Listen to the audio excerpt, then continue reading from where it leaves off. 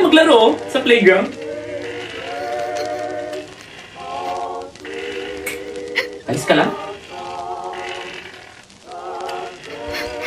Uy, teka lang. You know what?